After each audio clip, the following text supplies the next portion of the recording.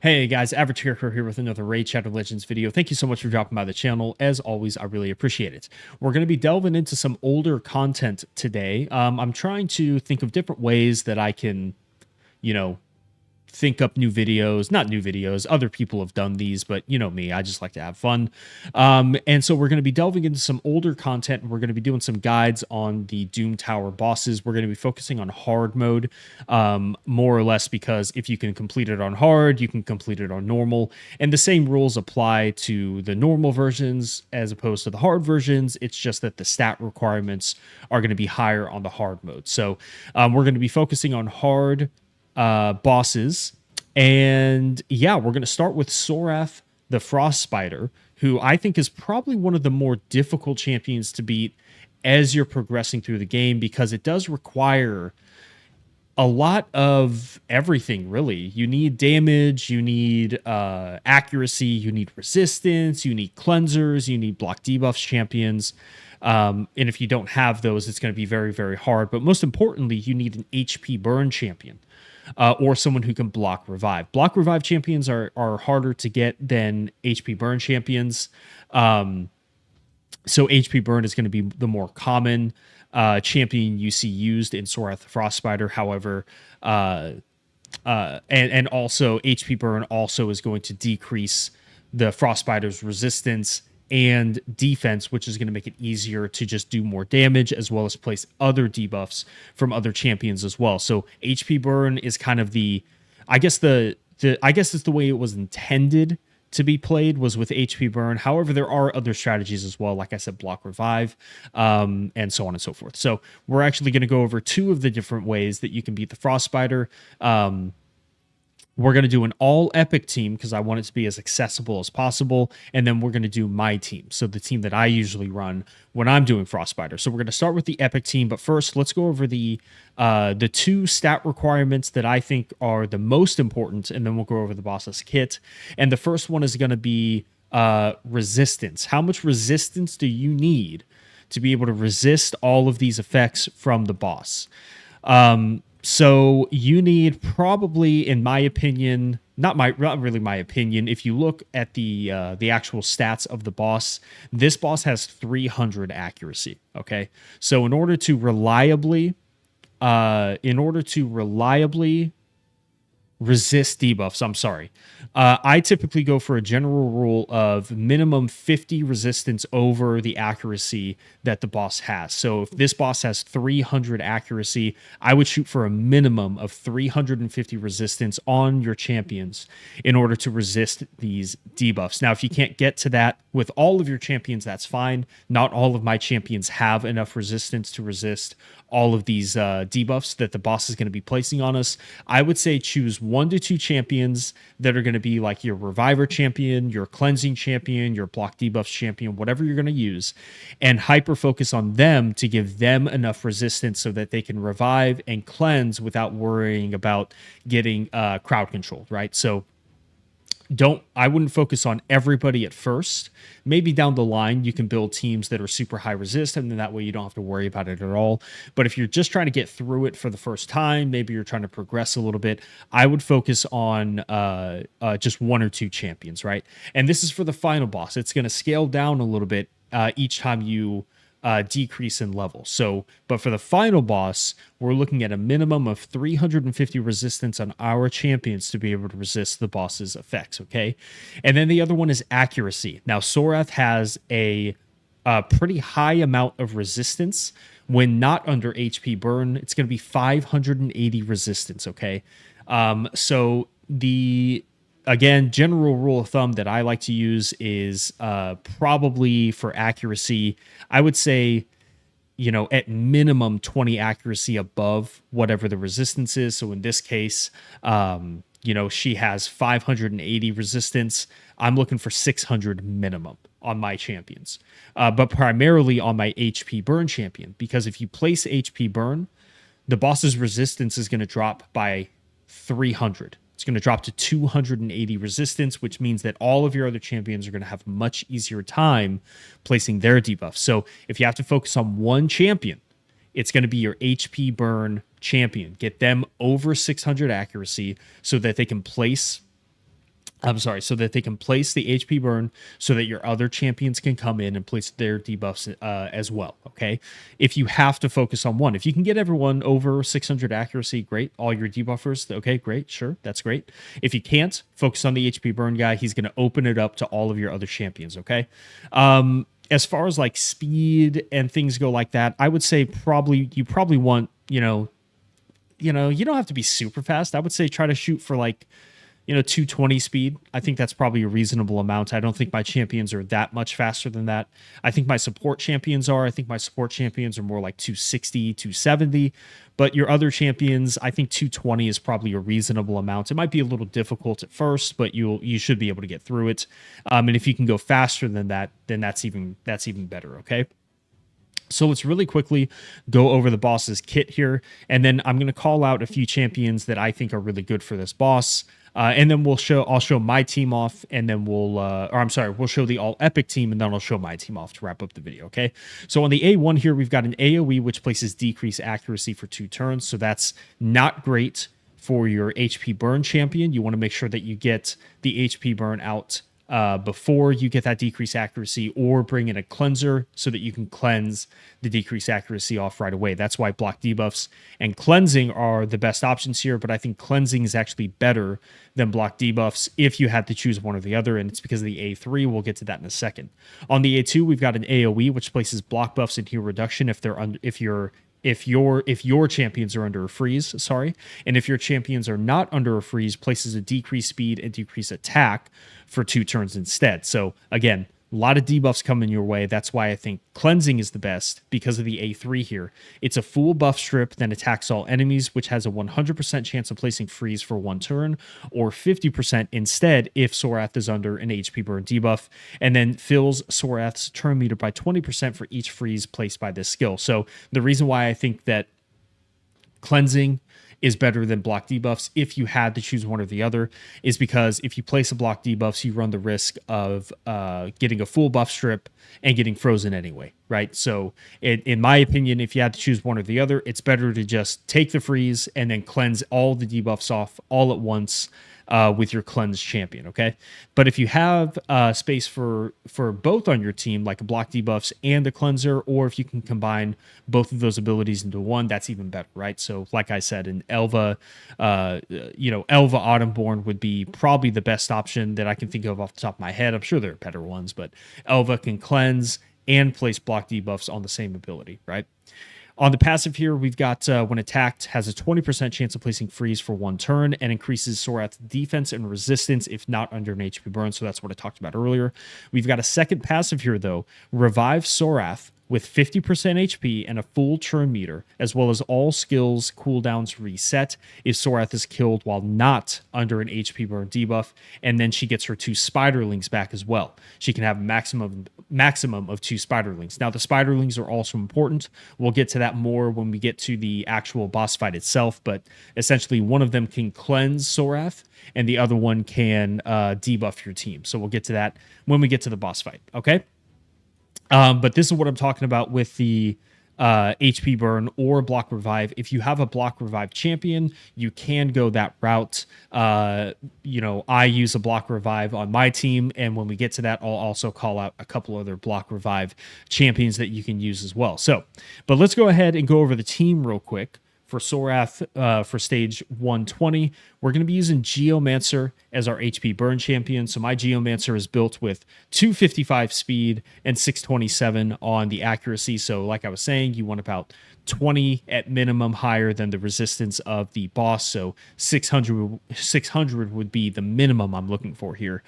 627 on the accuracy. He's going to be placing HP burn and fully depleting the target's turn meter. So he's stealing turn meter by 100%, so 50% against this boss, and then he places an HP burn and a weaken for 3 turn, but it's really all about his passive here. He decreases the damage all allies receive by 15% and deflects it onto each enemy under an HP burn debuff placed by this champion.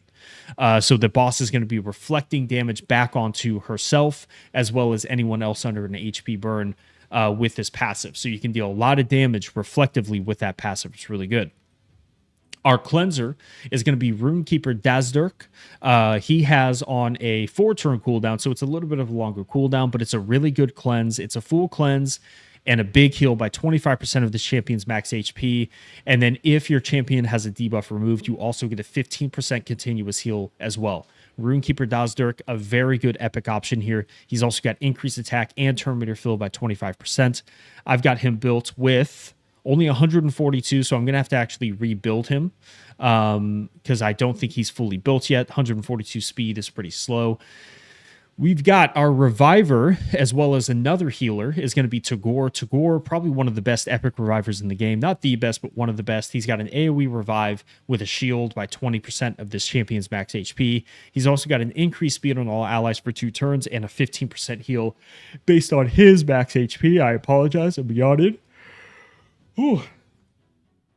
He's also got a cool passive. If they have less than 50% HP, they take 10% less damage.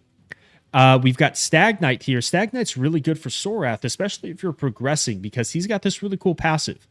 If you don't place a debuff, if you get resisted by an enemy, he's giving you on a passive increased accuracy on the ally that didn't have or had their debuff resisted. So there's actually some cool things you can do with Stag Knight where maybe you're a little bit under the resistance requirement. You can do some things where, like, you can try to place the debuff or try to place another debuff. So, for example, Geomancer has a decreased accuracy on the A1, so you can try to place the decreased accuracy, get resisted, and then Stag Knight will give you increased accuracy, so then you can turn right around and place the HP burn, because now you've got the big version of increased accuracy on your champion. So I do like Stag Knight for this fight, but I more so like him because he can place decreased attack on the boss, so it's going to help with survivability. He's also really tanky at 21,000 HP. I've got him built also pretty fast at 264 speed and 526 on the accuracy, so a little bit underneath the requirement, but again, Geomancer is going to place an HP burn, and then we'll have more than enough to place those debuffs. And then finally, we've got our nuker here. He's going to help us get through the waves. It's Pan the Bowhorn. He's just got a really, really, really hard-hitting AoE on the A2, which is going to help us clear waves out a little bit faster. Okay, on the team setup, I don't really have. I pretty much want the cleansing and the healing off of cooldown as soon as we get into the boss fight. So we're going to shut those off for Tagore and for Runekeeper Dazdurk. And then for Stag Knight, I just have him doing his thing. And then for Pan, oh gosh, I'm sorry, guys. I was up at 5 a.m. for work. Ooh, excuse me. I have Pan just doing his thing. And then for Geomancer, I do want his HP burn available right off the bat. So we'll go ahead and cool those down or turn those off as well. Let's get Runekeeper Dazdurk into his resist build. So here we go. Resist build for Runekeeper. And I think that's going to put him pretty fast as well. 278 speed. So I lied. I thought my champions were a little bit slower. They're not. They're in the higher 200s. But I do think as a minimum requirement, you probably want to go 220 as a sort of just like a baseline. If you can have a minimum speed, that's what I would recommend. So let's go ahead and jump in there. And then when we get to the boss, I'll go over the minions as well, because this Frost Rider does have 2 minions. Now, as far as waves go, Tormund is going to be the biggest issue here. He's pretty annoying. He'll freeze your champions when they get buffed, so it can slow things down a little bit. And then unfortunately, we get decreased crit rate as well.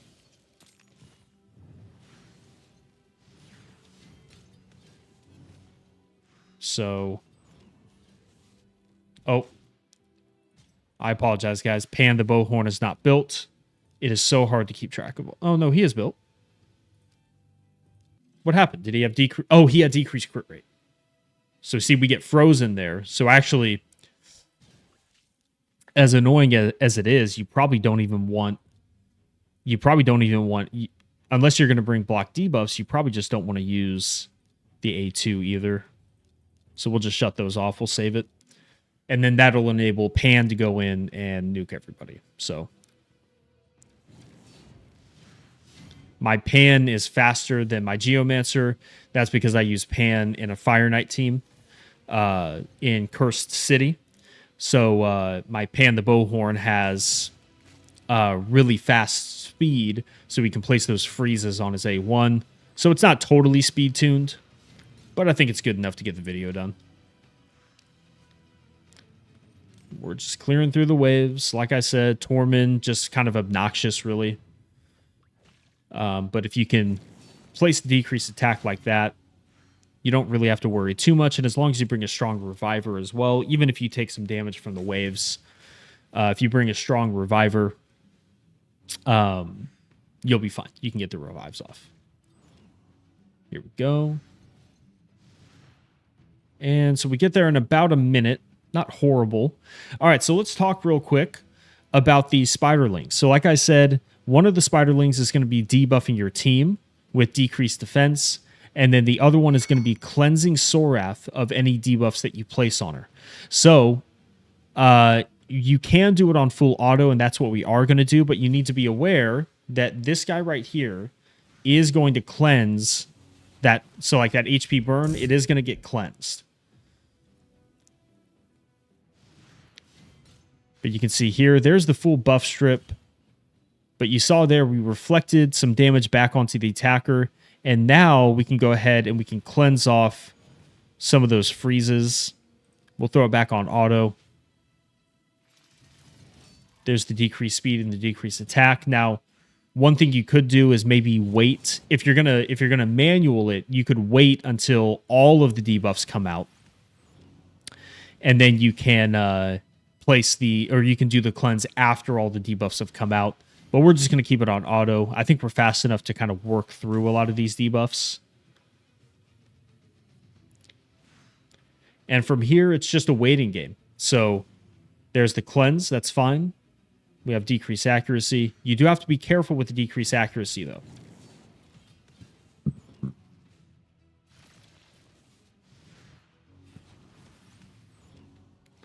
Taking a little bit of damage, but it's fine. We're healing. Runekeeper Dazdirk has a really, really powerful heal. One of my favorite epic support champions, to be honest with you.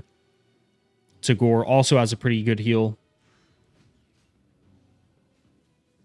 And that Spiderling is going to cleanse every time. It's not on a cooldown. That's just all that Spiderling does. So if you notice that the fight is taking a long time,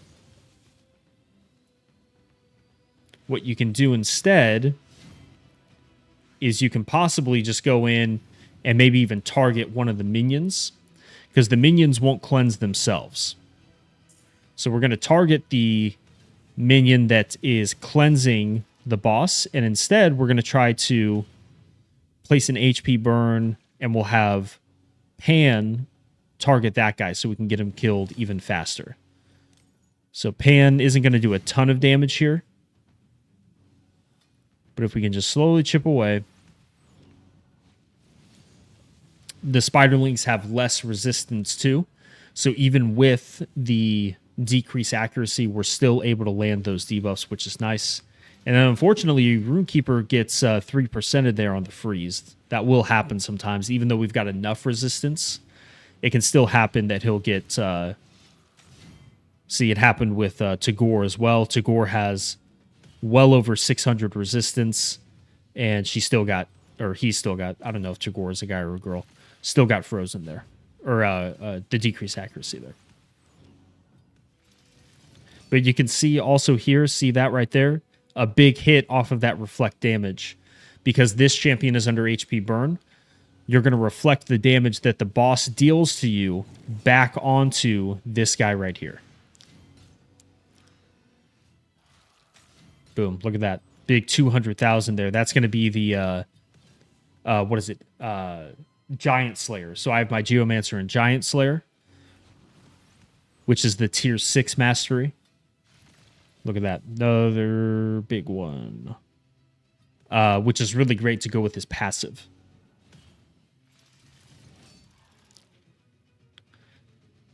This is a much slower fight, but it's a little more... what am I thinking? Reliable. because you've got these really tanky champions that can come in and keep your team alive. So now they can no longer cleanse. So now we're gonna hyper focus on the boss. I'm not really worried about this guy here because we can cleanse a lot of those debuffs away. Like the drop defense, we can cleanse it away. So I'm not super worried about that guy. Instead, I want to keep the HP burn up for as long as we can.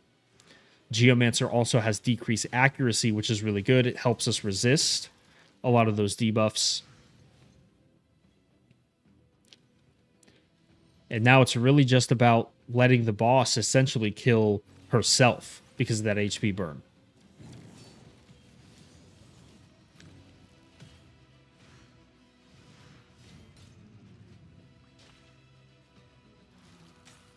Look at that. 1.5 million damage off of that passive. It's very, very powerful. The only thing you really need to worry about at this point is the HP burn going to fall off right before the boss dies. That will happen every now and then. So, but we've still got one turn, and he's probably getting close to reapplying it. So as long as we can reapply it, we'll be good. There it is. 3 turns, and that's going to be all she wrote. We'll go over the builds after this. And very quickly call out some masteries as well before we switch over to the normal team that I use.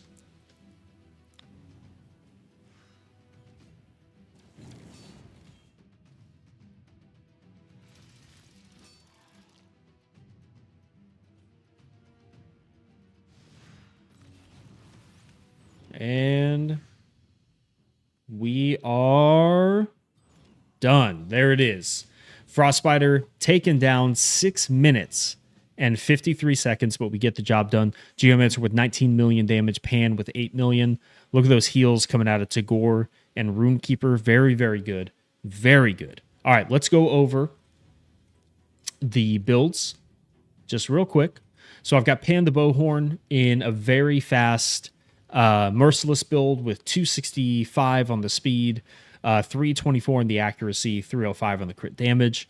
Tagore I have in Regen Immortal. Regen Immortal is probably my favorite build, even to this day, for just general PvE content. It helps your Reviver stay alive longer, so we've got 65 on the HP, 31 on the defense, 232 on the speed, so that's a little bit slower. And then we've got 676 on the resistance. It's obviously more than enough, however, Raid has that 3% mechanic where even though you have enough resist or enough accuracy, there's like a 3% chance that you'll still get resisted or you'll still get debuffs placed even if you have enough resistance. So Geomancer, I've got him in an old school perception build, so just 3 pieces of perception, 2 traditional accessories as well, and then 1 piece of feral. The variable sets are very, very, very good for filling the gap where you need it with like accuracy. You're a little bit short on accuracy. Well, why not just throw a piece of feral in? For example, I have a bunch of amulet feral pieces, not on my dwarves, but I'll pull one up as an example.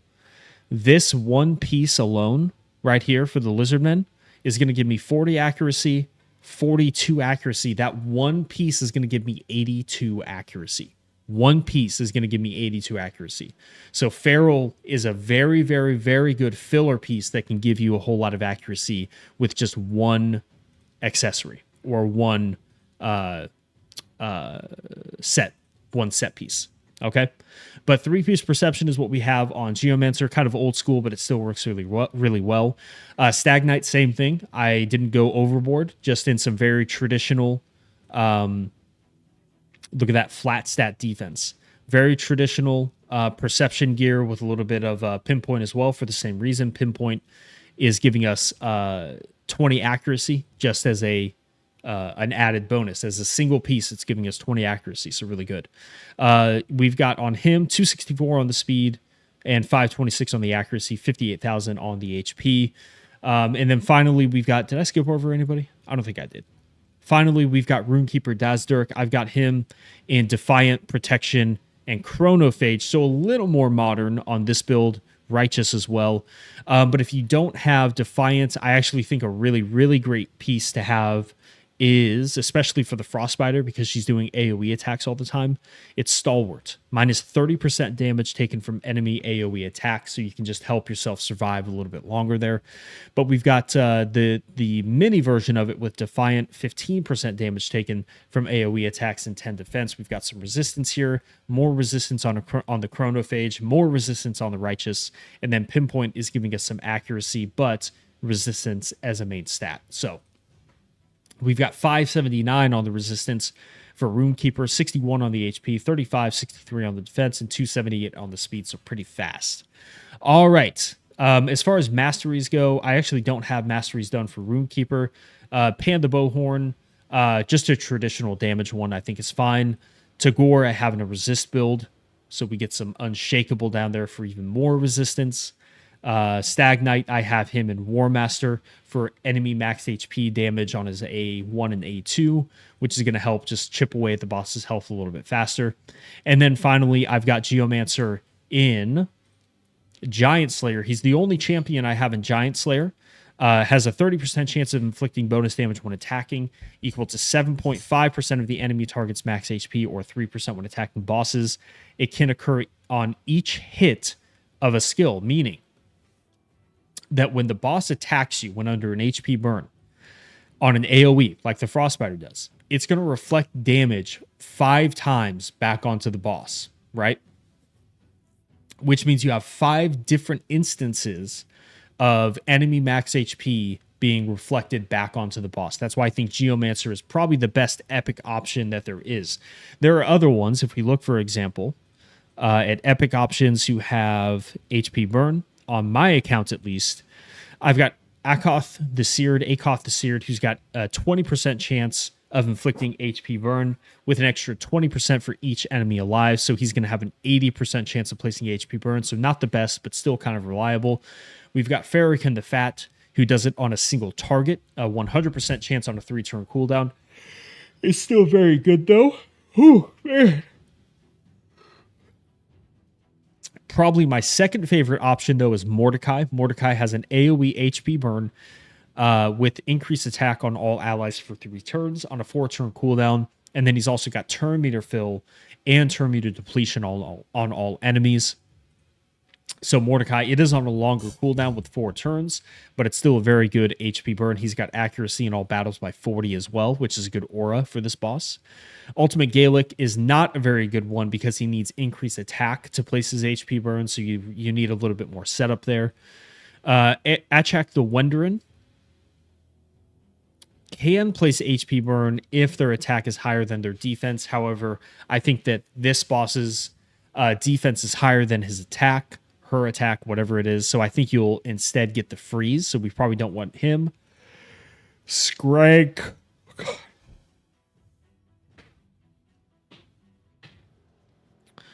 I am so sleepy all the time. I apologize. Scrank has an AoE HP burn and fills his own turn meter by 15% if at least one enemy is hit with a critical hit. He's also got a heal on the A2, and he hits pretty hard too. He's got weaken on the A1, 75% chance if they're under an HP burn. So Scrank, a very good option.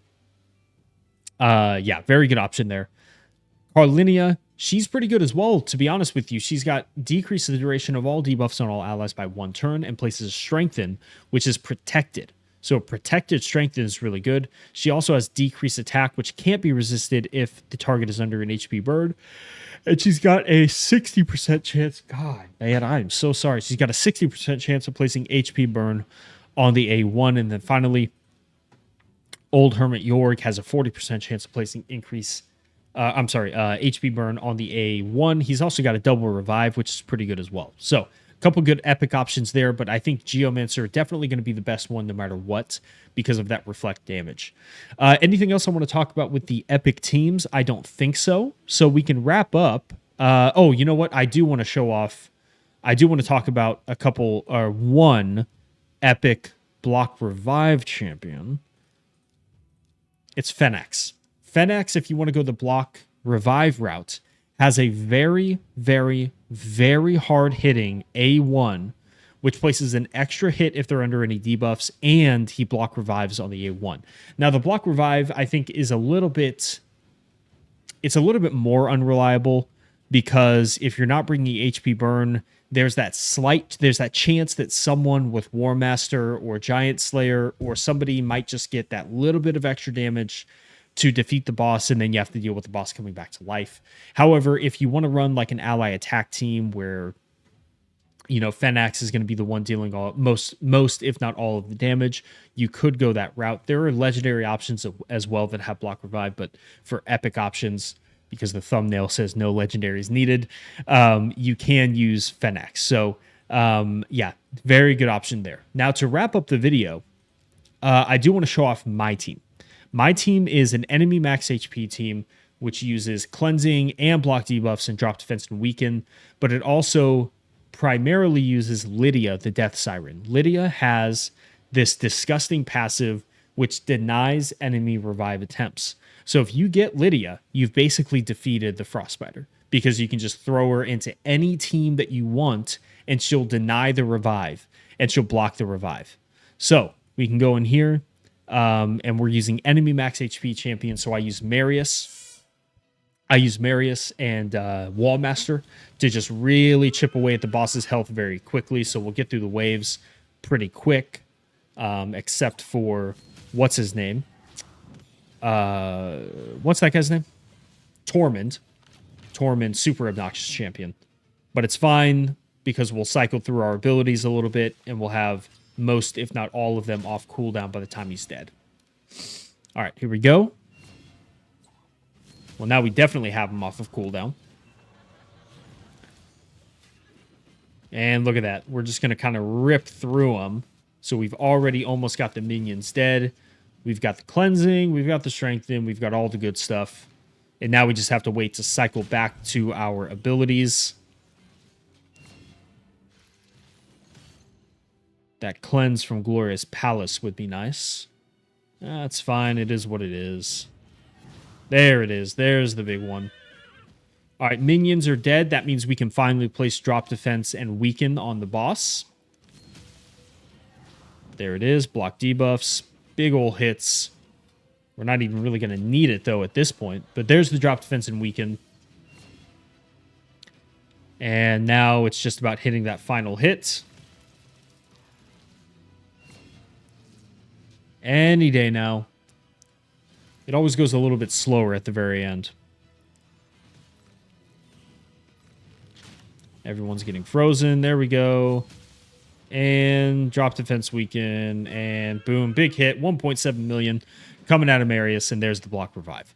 So Marius, 22 million. Wallmaster, 12 million. Lydia with almost a million.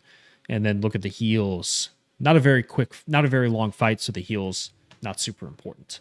All right. So that's my team. Pretty quick, 1 minute and 30 seconds. That one went a little bit slower, I think. I could probably fine-tune it a little bit more. But it's still pretty quick at 1 minute and 40 seconds. So, last but not least, a few other champions to call out here. Kind of branching into more, I guess, non-free-to-play. If you have a bunch of legendaries. A couple really good options you can use for this boss fight from a legendaries perspective with HP burn. Well, actually, probably the best option. I think, in my opinion, the best HP burner in general to use against this boss is actually going to be Walking Tomb Drang.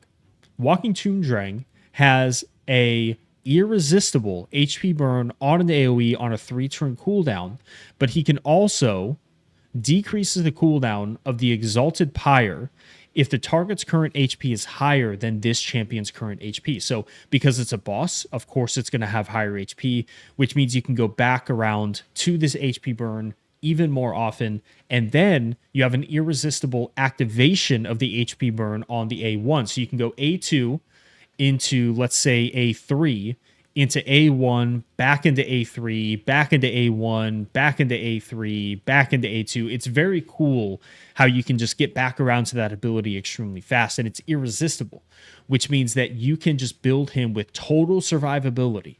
You don't have to worry about accuracy at all. Go all HP, go all resistance, and you can focus on keeping him alive. So if you have Walking Tomb Drang, I actually think that he's the best HP burn champion for this boss. other really good options are going to be Drexstar, a free-to-play option, right? He's got HP burn on the passive, 50, 60, 75% chance of placing HP burn for 2 turns when hit. Okay. So you can go build him with a ton of accuracy, and then he'll get a little bit of resistance as well, since they're under HP burn, which is nice. So Drexlar Blood Twin, you get him from the oh gosh, what is it? He's from Tag Team Arena. He's from Tag Team Arena. You can get him from Tag Team Arena. Very good. Artak was also a free champion. You can't get him anymore for free, but he's got an HP burn on the A3, which is really good. Ninja, another free champion who's got HP burn with the instant activation on the A2. Michinaki has HP burn on the A1 at a 60% land rate, really good. Sathalia, actually a pretty solid option here as well. She's got a single target A1 HP burn for 2 turns. It's not bad, but she's also giving us a full cleanse from a target ally, block debuffs for 2 turns, and a 75% heal of their max HP, which heals all other allies by 20% of their max HP and fills their turn meter by 15% if the target is fully healed by this skill. She's got resistant all battles by 50 as well, so she can help fill in the gaps for resistance while you're at it. She can also fully buff strip everybody, drop their turn meter by 10%, and then well, the second part you're not really going to get because of the conditional. I need to take a nap, guys. I'm so sorry. I feel like I'm off-putting with how much I'm yawning. I'm not bored. I'm just really tired. And then we've got Pelops the Victor, the new guy, has a 50% chance, or I'm sorry, a 100% chance of placing HP burn on that enemy for 2 turns when attacked. You just have to build them with accuracy. So Pelops the Victor, the new guy, actually a really solid option for this boss as well. In fact, he's even better than Drexlar because he has it on a 100% chance. So very, very good. You just have to worry about the decreased defense because then it goes down to a 50% chance. So I think that's going to wrap it up. Anyone else I want to call out? If you want to go the block revive route, let me just look through here real quick. You could go Queen of Hearts with a Death Brand on the A2, which is going to block revive. You just have to worry about it getting cleansed off by one of the minions. Onryo Ieyasu has a block revive on the A2, which hits pretty decently hard, so you could use him. Edward, he's the new guy. I actually did a video on him. He does not hit very hard against this boss, so I don't think he's a reliable one. However, he does have a block revive. And I think last one, Khan the Branch Breaker has a block revive on the A1. He does not hit very hard, so I wouldn't expect it to do a ton of damage, but it can do some damage. Okay, so I think that's going to wrap it up, guys. My first time kind of doing a video on with this kind of format, so I feel like I stumbled over my words a lot and I yawned way more than I should have, so I apologize for that. I hope this was helpful for anyone who has been struggling with beating Doom Tower bosses, primarily the Frostbiter. And I'm going to go ahead and wrap it there. Let me know if you guys have any suggestions. I'll try to not stumble over my words in the next video as much as I have in this one. I'm just really tired. I apologize. So thank you guys so much. If you have any suggestions, please let me know on how I can make the videos better. But other than that, I'm going to leave it there. Thank you guys and get some sleep and have a good one. Bye, guys.